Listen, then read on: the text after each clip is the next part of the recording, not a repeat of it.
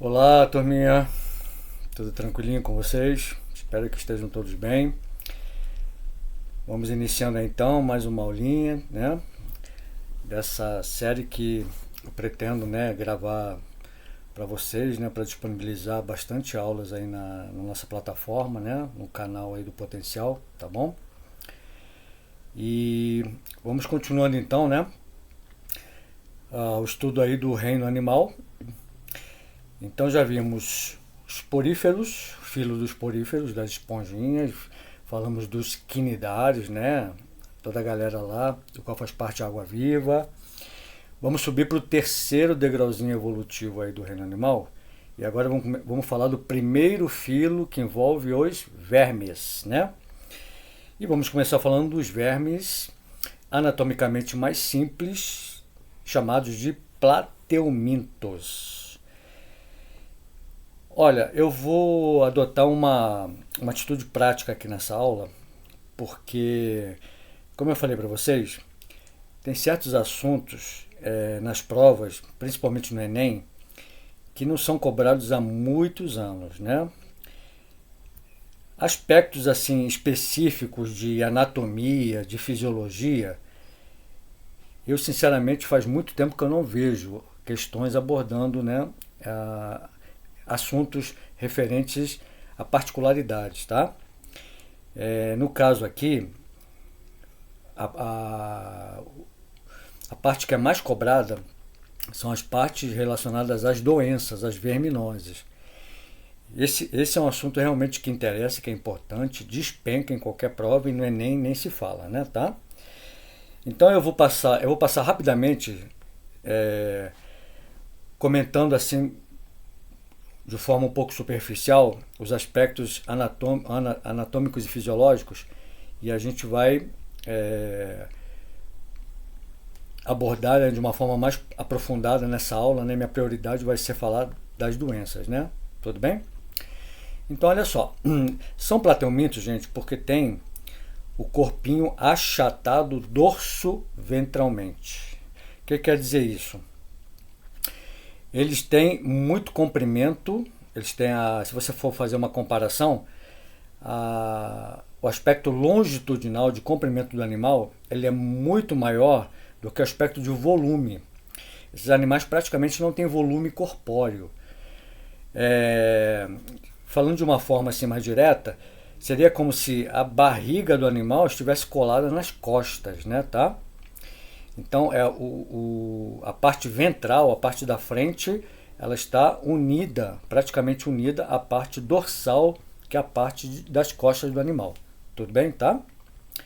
Isso está relacionado, turminha, com uma característica embriológica, que eu não vou entrar no mérito agora, porque nós vamos ter uma aula de embriologia, tá bom?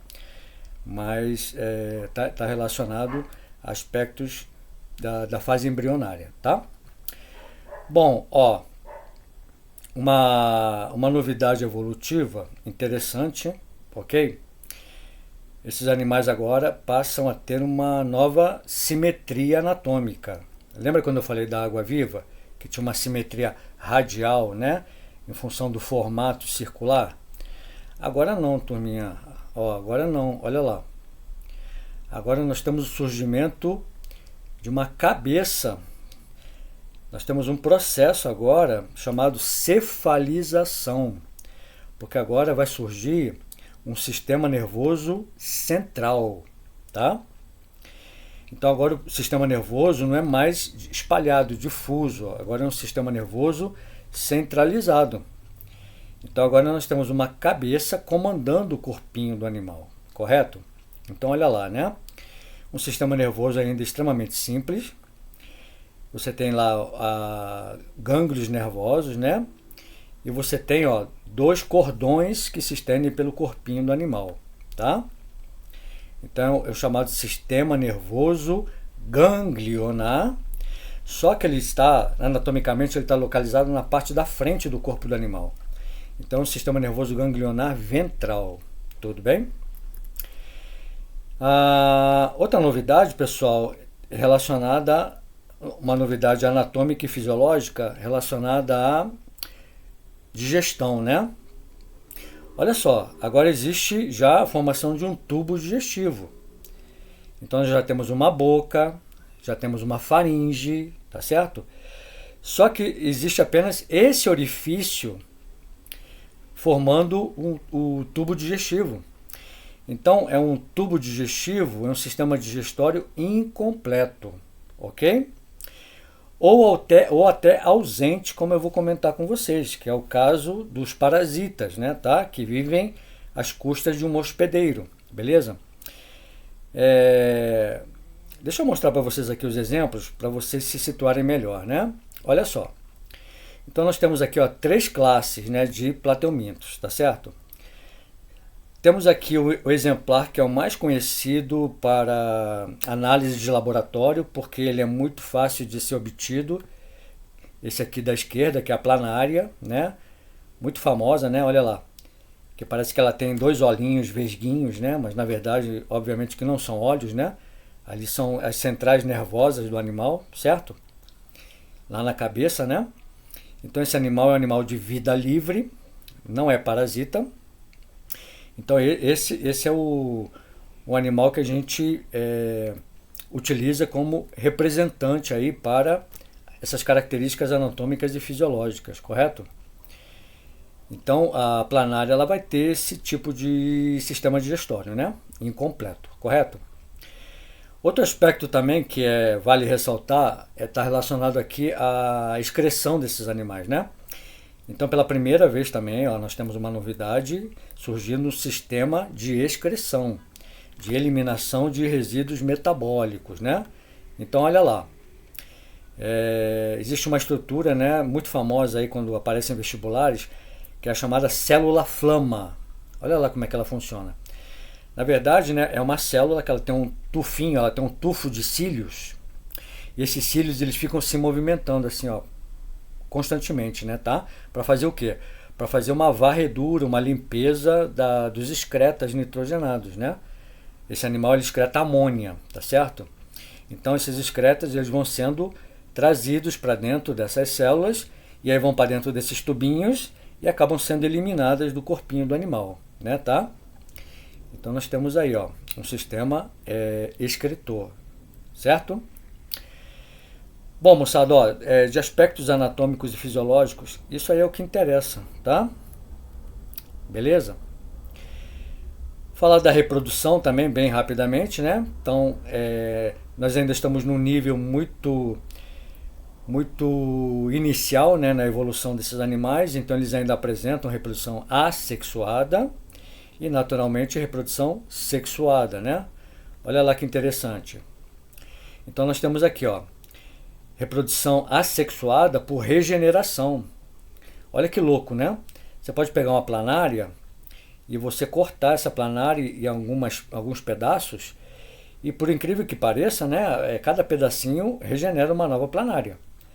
E mais uma vez chama a atenção que isso aí é possível, por quê? Por causa da enorme indiferenciação das células ainda presentes nesse animal, né? Tá?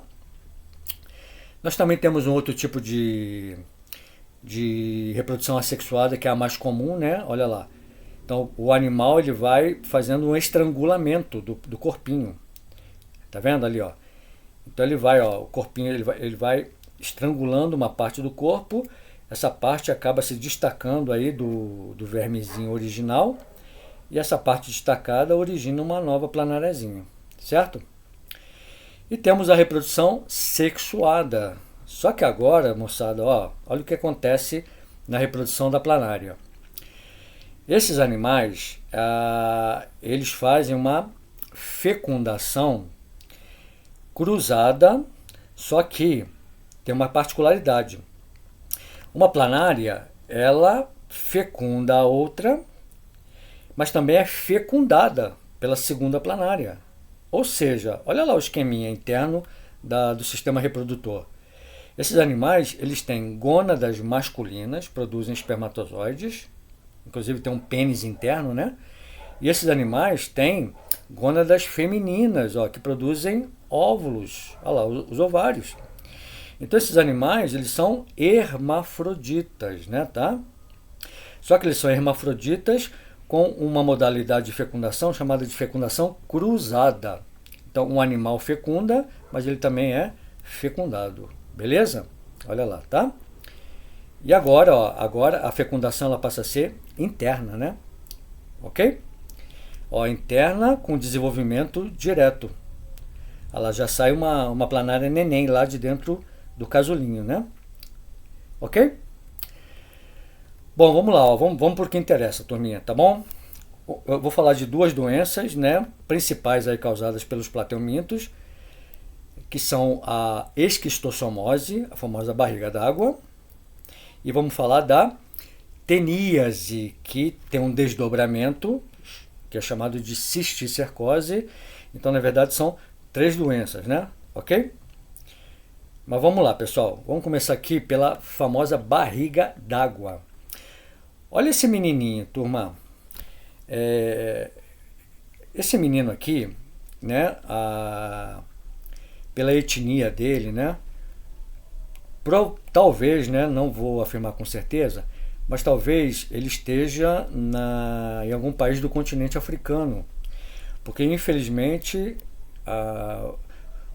vários países da África, a prevalência dessa doença ela é muito, muito, muito grande, né, tá? Temos aqui também no Brasil, claro, né, na região ali do Nordeste, na região Norte, e um dos aspectos principais relacionados, né, à prevalência dessa doença nesses países, nesses locais, é falta de saneamento básico. Guarde isso, tá?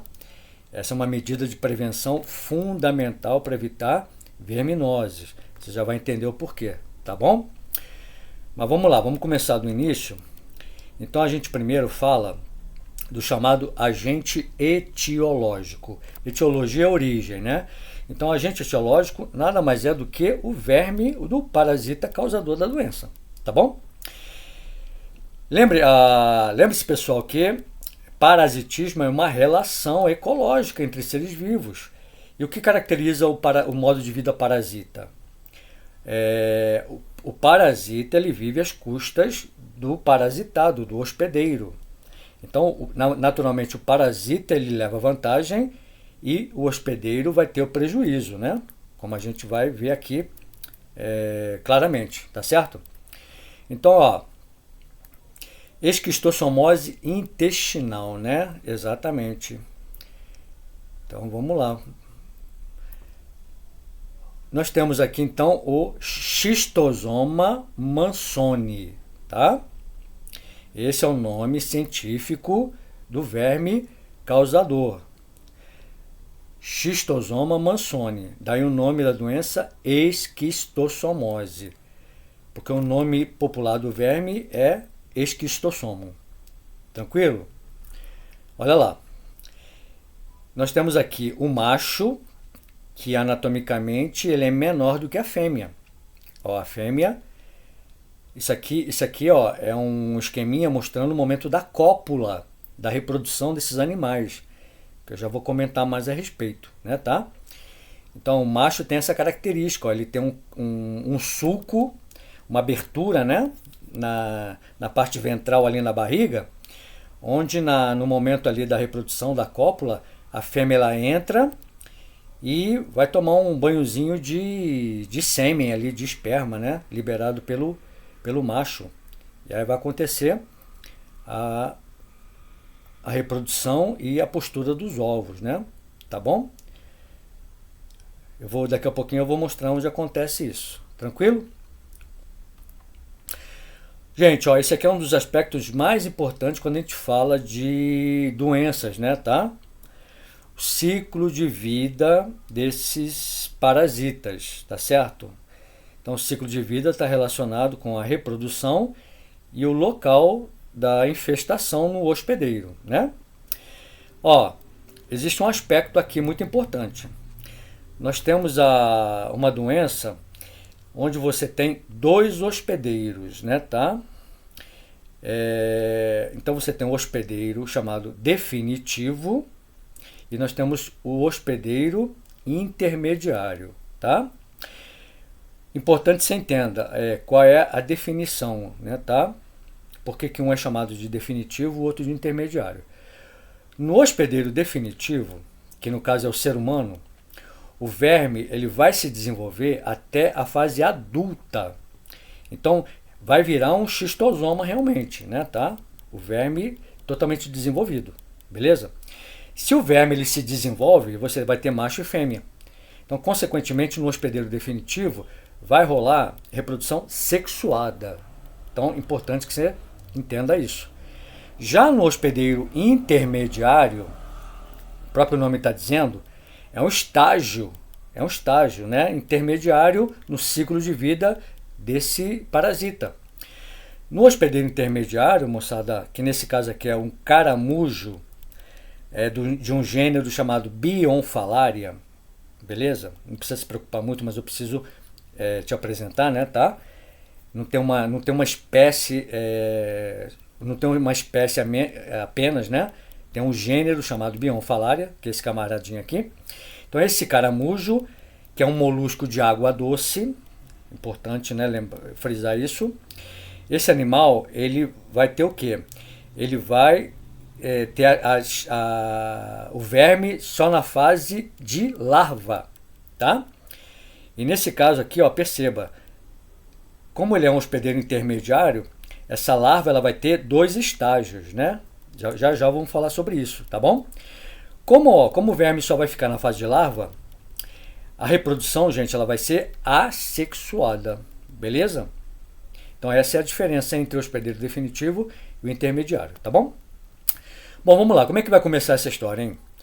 Vamos partir do pressuposto que você tem um indivíduo, um ser humano que está doente, tá certo? Que está com a doença, com os vermes lá no seu intestino, tranquilo? Pode ser um adulto, pode ser criança, como é mais, né, prevalente quando a gente fala de verminoses, né, tá bom? Em função exatamente lá da falta do saneamento básico e, ó, olha a consequência, né? Então essa pessoa, ela vive em condições precárias de saneamento. Então você tem que analisar do ponto de vista da precariedade, né, tá, dessa população, ok? Então às vezes a pessoa não tem nem banheiro em casa, então ela vive numa região onde as necessidades elas são feitas numa fossa, né, que é chamada casinha, que eles chamam lá no interior, né, tá? Ou em locais, né, com menos recursos. Então eles vão lá para a casinha, lá para a fossa, e aí fazem o cocô, né, tá? Aí, ó, vamos supor que essas fezes que estão cheias de ovos, ok? Professor, mas por que essas fezes saem cheias de ovos? Porque o animal, o verme, ele vai se instalar, ó, lá nos vasos sanguíneos do intestino, gente, ó, tá? É o chamado mesentério. Lembra? Enteron é intestino, né, tá? Então, esses vermes adultos, eles infestam os vasos ali do intestino, legal? E é lá que vai acontecer, ó, lá que eu falei para vocês, ó, a cópula, a reprodução, né? Então, eles começam a colocar, a fêmea começa a colocar uma quantidade imensa de ovos. E esses ovos, como eles estão no intestino, naturalmente esses ovos vão ser eliminados junto com fezes, né? Então, essas fezes contaminadas, elas podem ser levadas pela chuva para um local de água parada. Importante que você entenda, olha lá. Então, ó, pode ser um laguinho, pode ser uma represa pequena, né? Pode ser um açude, que é muito comum, né? Você ter açude em fazendas, que na verdade se tornam focos de contaminação da barriga d'água, dessa doença, da esquistossomose, tá? Então, ó, nesse local de água parada, vão parar as fezes. Aí, ó, dos ovos, né, que estão nas fezes, olha lá, vai sair uma larva. Essa larva, ela recebe esse nome de miracídio. Essa é a parte chatinha que é importante que você tem que guardar, né, tá? Então, primeiro, ó, é o miracídio, ó. Guarda assim, ó, mira, olha, mira, primeiro vai ser quem? O miracídio, tá? Esse miracídio, ele não transmite a doença. Então, o miracídio é uma larva não contaminante, beleza, tá? O miracídio, ele precisa encontrar o caramujo, que tá lá, ó, tá lá na água, né, tá? É o habitat dele, água doce, tá certo? Aí o miracílio ele vai penetrar no caramujo, turma, e vai sofrer uma metamorfose, vai sofrer uma mudança radical. Olha para a esquerda aqui, ó. Agora, lá de dentro do caramujo, vai sair uma nova forma larval, chamada de cercária. Vou fazer uma outra analogia bobinha para você guardar. A cercária, ela vai cercar a pessoa que está lá dentro da água. Olha lá, né? Essa cercária, ela tem uma característica anatômica muito interessante. Olha lá, ela tem a forma de uma flechinha. Essa forma de flechinha, ela vai facilitar, ó, a entrada ativa dessa larva através da pele da pessoa, do ser humano, que está lá tomando banho.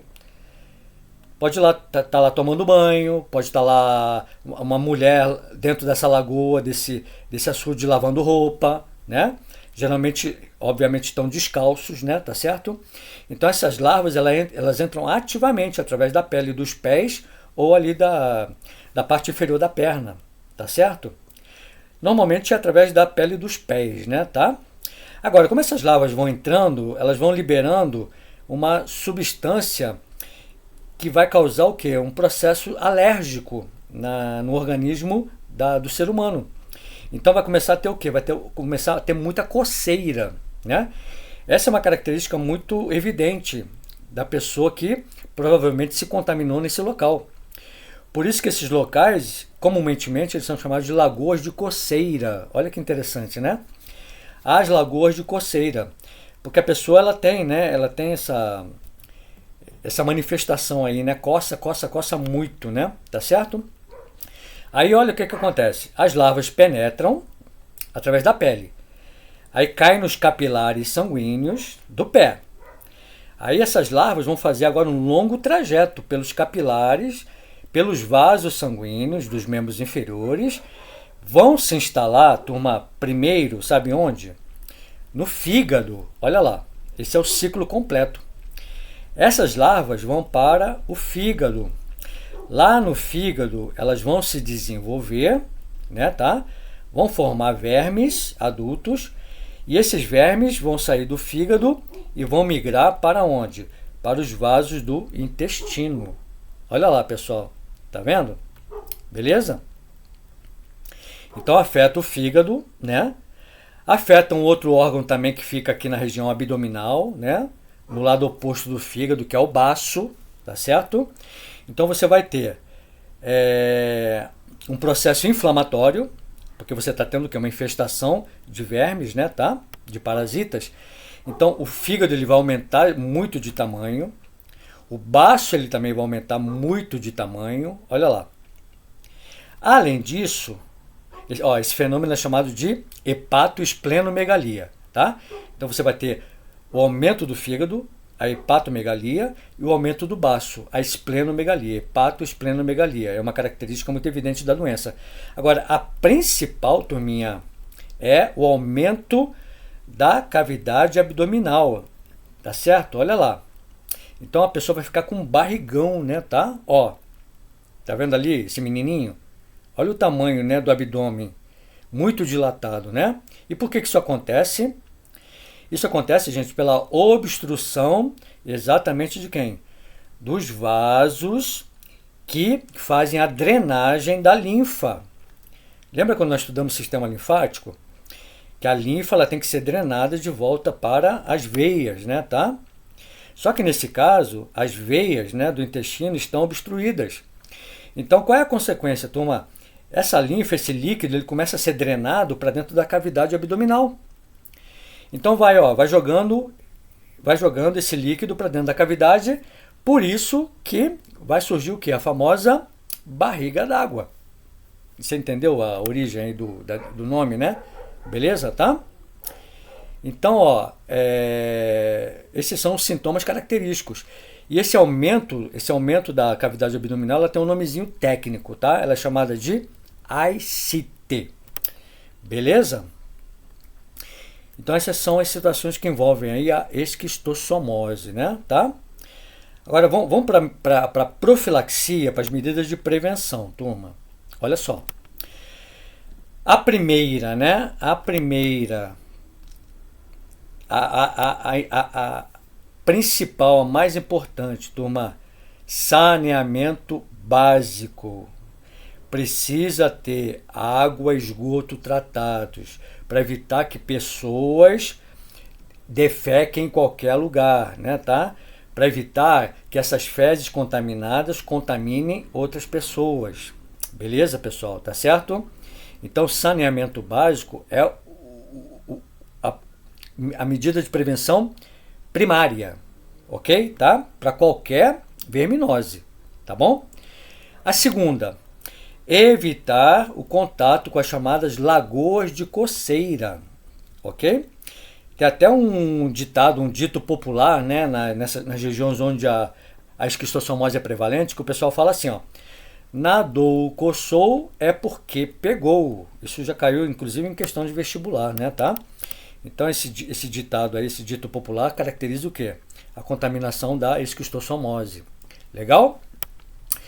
Outra medida preventiva muito importante, turma. Você percebeu um detalhe aqui importantíssimo? No ciclo de vida desse verme, o caramujo ele é fundamental. Olha lá, você entendeu por quê? O miracídio ele precisa encontrar esse caramujo. Se esse miracídio aí, no intervalo de algumas horas, de 12 horas aproximadamente, ele não encontrar o caramujo, esse miracídio ele morre. E aí, ó, fecha o ciclo. Porque o miracídio ele precisa do caramujo para se transformar em cercária. Então, uma medida profilática fundamental, também muito importante, é o quê? É o combate direto ao hospedeiro intermediário, ao caramujo. Beleza? Olha lá, tá? Só que, ao contrário do que você poderia pensar, não é muito conveniente você chegar nesse local e jogar um monte de veneno. Ah, vamos jogar inseticida para matar caramujo. Primeiro que não é inseticida, tá? Inseticida é para inseto. Parece meio, né, óbvio, mas ó, veneno para matar caramujo é moluscicida, já que o caramujo é um molusco, né, tá?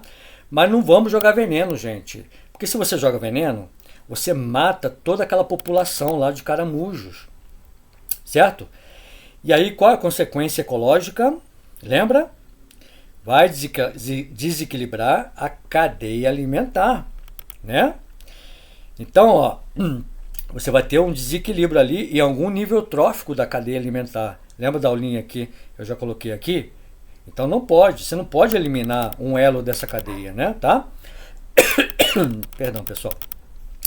Então, qual é a principal medida de profilática para controlar o caramujo? Gente, é o controle biológico, tá certo? Como é que se faz controle biológico? Com predadores naturais. E qual que é o predador natural do caramujo? Peixes, tá? Tilápia, tambaqui, são peixes que se adaptam muito a esses locais, né, de água doce e que são predadores naturais do caramujo. Olha que interessante, né? Tá? Inclusive em fazendas, né, quando às vezes se constata que um açude ele está contaminado com esses caramujos, os donos, os fazendeiros aproveitam e fazem o quê? Criam uma atividade econômica, né, com a criação de tilápias. Então, e acabam se livrando do problema aí, né, dos caramujos. Tranquilo? Então é isso, moçada, tá? Eu vou interromper, né, em função aí daquele probleminha lá do tempo, né, para não se alongar muito. E eu vou complementar essa aula falando aí da teníase e da cisticercose. Tá certo?